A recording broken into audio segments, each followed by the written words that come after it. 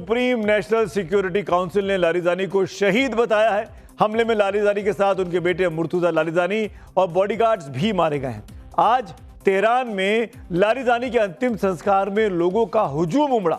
हर किसी की आंखें नम थी। जरा देखिए इन तस्वीरों को।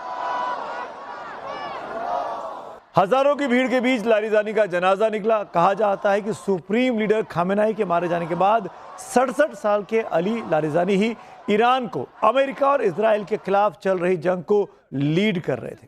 टाइम मैगजीन ने एक बार लारिजानी परिवार को ईरान की कैनेडी फैमिली तक कहा था। जैसे अमेरिका में राष्ट्रपति जॉन एफ कैनेडी का परिवार राजनीति पर दबदबा रखता था, वैसे ही ईरान में लारिजानी का परिवार था। 5 भाइयों का यहां पर राज था। अली लारिजानी 12 साल तक संसद के स्पीकर और ईरान के एटमी प्रोग्राम के सूत्रधार थे। लारिजानी फैमिली का सबसे बड़ा चेहरा भी वही बताए जाते हैं। इसके अलावा उनके भाई सादिक लारिजानी, जो कि ईरान के पूर्व चीफ जस्टिस और जब ईरान की नीति निर्धारक गार्जियन काउंसिल के वो प्रमुख भी थे।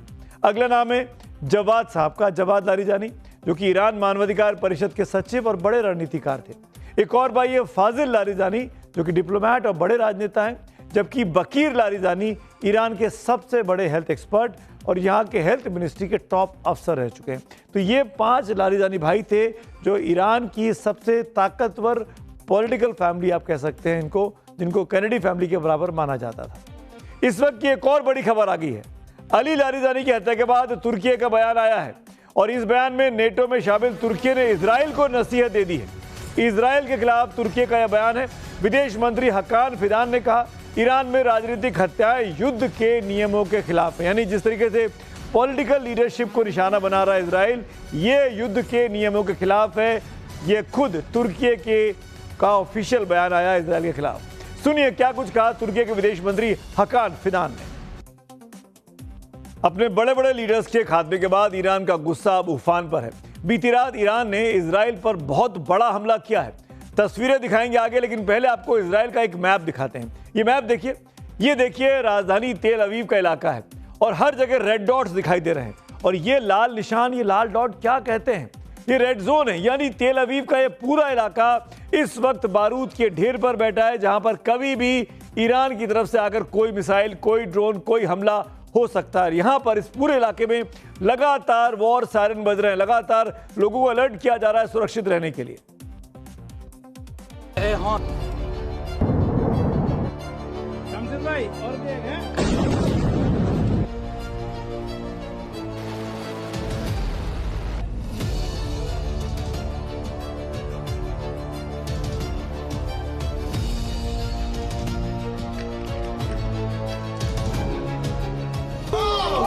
मिडिल ईस्ट में जारी महाजंग दहक उठी है। ईरान ने इजराइल पर अब तक का सबसे भीषण हमला बोल दिया। बीती रात तेल अवीव के लिए कयामत बनकर टूटी। एक साथ 100 से ज्यादा ठिकानों पर ईरान की मिसाइलों और ड्रोन्स ने आसमान को चीर दिया। दावा है कि अली लारिजानी और कमांडर गुलाम रेजा सुलेमानी की मौत का ये इंतकाम है। मंजर दिल दहला देने वाला है। तेल अवीव की हाई राइज इमारतों के ऊपर एक के बाद एक महाविस्फोट हो रहे हैं। ईरान की रिवॉल्यूशनरी गार्ड्स यानी IRGC ने हमले की 61वीं लहर का दावा किया। हमला इतना भीषण था कि इजराइल का अभेद्य कहा जाने वाला सुरक्षा कवच आयरन डोम भी बीती रात जवाब दे गया।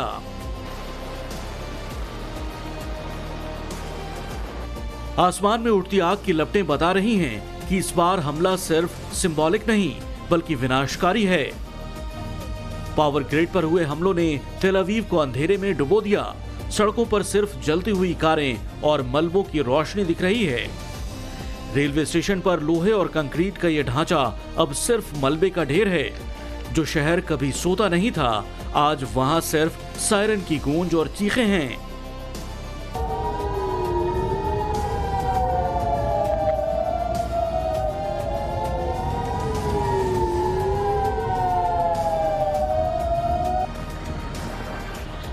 IRGC ने चेतावनी दी है कि अगर जवाबी कार्रवाई हुई तो इजराइल का नक्शा बदल दिया जाएगा। जाहिर है तेल अवीव पर ईरान का ताजा हमला महज एक स्ट्राइक नहीं बल्कि पूरे क्षेत्र को महायुद्ध की आग में झोंकने की चिंगारी है। क्या बेंजामिन नेतन्याहू इस हमले का जवाब परमाणु विकल्प से देंगे या फिर ये जंग पूरी दुनिया को अपनी चपेट में ले लेगी? तेल अवीव के पास एक शहर है रमतगढ़, इजराइल में, और यहाँ पर हमारे सहयोगी मयंक सिंह मौजूद है, टाइम्स नाउ भारत के सहयोगी। वहां पर भी एक बड़ा हमला हुआ है, क्या देखा मयंक ने, ये सुनते हैं। टाइम्स नाउ भारत की टीम इस वक्त रमतगान इलाके में है, इसराइल में, जहां की रात में एक बहुत बड़े प्रोजेक्टाइल को एयर डिफेंस इक्विपमेंट ने डिस्ट्रॉय किया, लेकिन उसका जो डेबरी है, उसका जो मलबा है, आकर एक ऐसे रिहायशी इलाके पर एक घर पर गिरा। आप देख सकते हैं जो बालकनी वो पील आउट हो गई है, बिखर कर बाहर आ गई, और जिसका पूरा मलबा नीचे गिरा हुआ था। और इसमें एक हादसा हुआ जिसमें कि 2 बुजुर्ग व्यक्ति जिनकी उम्र लगभग 70 साल थी, उनकी मृत्यु हो गई है। और जब हम यहाँ पहुंचे तो एडमिनिस्ट्रेशन के लोगों ने इस पूरे इलाके को चारों ओर से घेर लिया था, और अभी बहुत सारे यूनिफॉर्म्स के लोगों को भी इस इलाके में बुलाया गया है, और जो कि करीब 10 मिनट पहले यहाँ सारे आए हैं। और उसी अभी और आगे आप देखेंगे कि एडमिनिस्ट्रेशन का जो लोग हैं वो इस इलाके से टेलटेल साइन को भी हटा रहे हैं। और कार पे आप देखें तो जो शीशा जिस तरह से बिखरा हुआ है और आप देख सकते हैं वो टूटा हुआ है। हम क्यों कह रहे हैं कि 19वें दिन लड़ाई बहुत ज्यादा भयंकर हो चुकी है। ईरान ने हमला किया तेल अवीव पर, तो उधर इजराइल ने ईरान के दोस्त लेबनान की राजधानी बेरूत पर हमला कर दिया। बड़ी खबर बेरूत से आ रही है। इजराइल ने बेरूत पर 12 घंटे में 50 से ज्यादा हमले किए हैं। इस हमले से बेरूत के कई इलाकों में मलबे का ढेर देखा गया है। एक 22 मंजिला बिल्डिंग मलबे में तब्दील हो गई है। तस्वीरें कैमरे में कैद हुई है, देखिए आप। हमले में 6 से ज्यादा लोगों की मौत की खबर भी है और कई लोग घायल हुए हैं। आपको बता दें कि लेबनान वो देश है जहां पर ईरान की प्रॉक्सी माने जाने वाले हिजबुल्लाह के ठिकाने हैं, लेकिन इजराइल के लेबनान ग्रेटर इजराइल का एक हिस्सा बने, इस प्लान में इजराइल लगा हुआ है। इसीलिए लेबनान में लगातार इजराइल हमले कर रहा है। इजराइल की पैदल सेना भी इस वक्त लेबनान के भीतर मौजूद है। इस बीच एक और ब्रेकिंग न्यूज, एक और बड़ी खबर। स्ट्रेट ऑफ हॉर्मुज को खोलने के लिए अमेरिका का एक बड़ा एक्शन हुआ है। समंदर किनारे बने ईरानी मिसाइल ठिकानों पर 2200 किलो वजनी खतरनाक बम से अटैक किया गया है।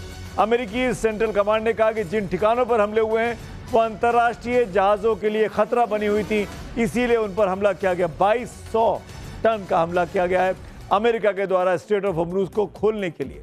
लगातार वहां पर लड़ाई इंटेंस होती जा रही है।